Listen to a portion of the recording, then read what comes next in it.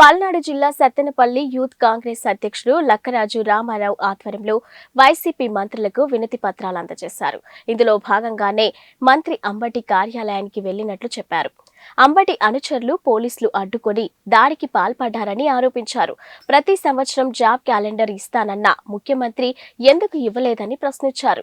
30,000 పోస్టులతో mega DSC notification ఇవ్వాలని demand చేస్తున్నామని పేర్కొన్నారు. లేని పక్షంలో ముఖ్యమంత్రి నివాసానికి ముట్టడి చేస్తామని హెచ్చరించారు.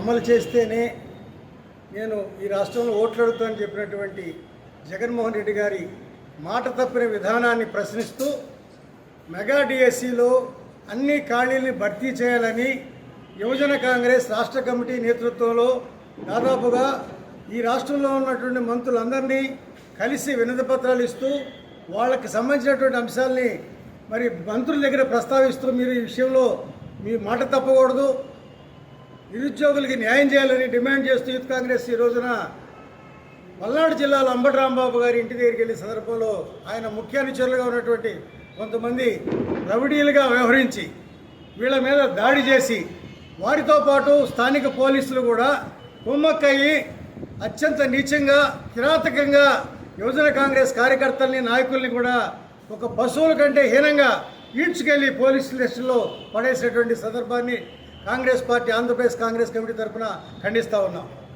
ఈ సందర్భంగా ప్రభుత్వంలో ఉన్నటువంటి నాయకులకి ముఖ్యంగా జగన్మోహన్ రెడ్డి గారికి హెచ్చరిక చేస్తూ ఉన్నాం. నిరుద్యోగులతోటి నువ్వు ఆటలాడుతున్నావు, నువ్వు వాగ్దానం చేసినట్లుగా చంద్రబాబు నాయుడు గారు ఉన్నప్పుడు నేను మొత్తం పూర్తి చేస్తానని చెప్పి ఆ రోజు మోసం చేసి వాళ్ళందరినీ కూడా బబ్బి పెట్టావు. ఈ రోజు వరకు డిఎస్సి సంబంధించినటువంటి నోటిఫికేషన్ లేదు. నిన్నటి రోజున వన్ వీక్ లోపే విద్యాశాఖ మంత్రి గారి పేరుతోటి ఒక ప్రెస్ మీట్ పెట్టి 6,500 పోస్టులు మేము రిలీజ్ చేస్తామని చెప్పడం జరిగింది. ఇది అత్యంత మోసపూరితం, అత్యంత దుర్మార్గమైనటువంటి వ్యవహారం.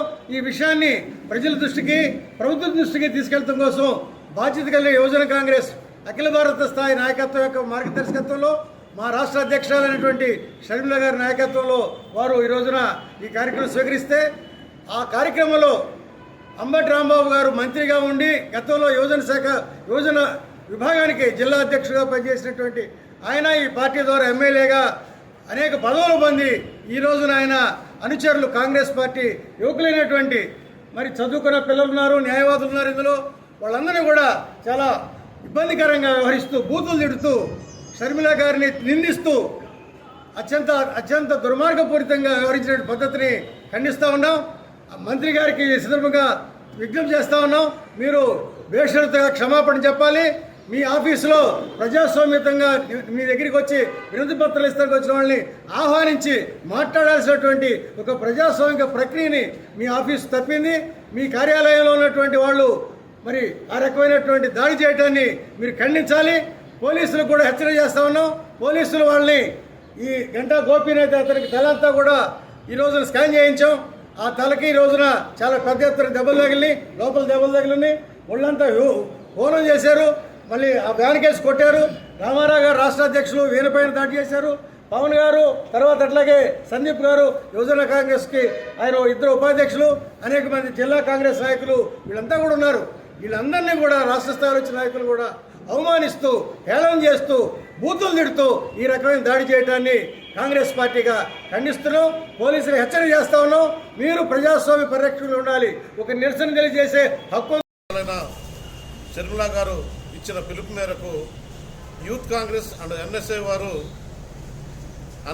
రాష్ట్రంలో ఉన్న అన్ని మంత్రుల ఇళ్లు ముట్టడి చేసే కార్యక్రమంలో భాగంగా సత్తెనపల్లిలోని అంబటి రాంబాబు గారి గృహాన్ని కూడా శాంతియుతంగా ముట్టడి చేసే కార్యక్రమాన్ని నిర్వహిస్తుండగా వారు మెగా డిఎస్సి కొరకు, ఎంప్లాయ్మెంట్ కొరకు నినాదాలు ఇస్తూ శాంతియుతంగా వారి కార్యక్రమాన్ని చేస్తున్న తరుణంలో పోలీసు వారు అలాగే వైసీపీ గుండాలు అందరూ కలిసి కూడా వీరి మీద దాడి, రాష్ట్ర నాయకులు రామారావు గారి మీద అలాగే జిల్లా నాయకులు గంటా గోపి గారి మీద దాడి చేసి గాయపరిచి భయభ్రాంతులకు గురి చేసి బూతులు ఉపయోగిస్తూ అలాగే వారిని కూడా ఒక పశువుల కంటే హీనంగా లాక్కెళ్ళి లోపల పడేసిన వైనాన్ని జిల్లా కాంగ్రెస్ పార్టీ తరఫున తీవ్రంగా ఖండిస్తున్నాము.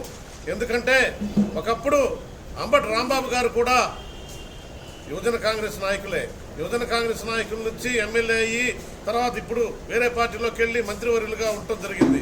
కానీ కనీసం గత జ్ఞాపకాలు కూడా గుర్తు చేసుకోకుండా పాశవికంగా ఆయన అనుచరులతో కొట్టించడం అనేది చాలా తప్పు. భవిష్యత్తులో ప్రజల యొక్క వ్యతిరేకతను చవిచూస్తారని చెప్పి ఈ సందర్భంగా పల్నాడు జిల్లా కాంగ్రెస్ పార్టీ తరఫున హెచ్చరిస్తున్నాం. అలాగే ఈ కార్యక్రమానికి మా రాష్ట్ర ఉపాధ్యక్షులు కొరి వినయ్ కుమార్ గారు రావడం జరిగింది. ఈ సందర్భంగా వారిని కూడా మాట్లాడవలసిందిగా కోరుతున్నాం.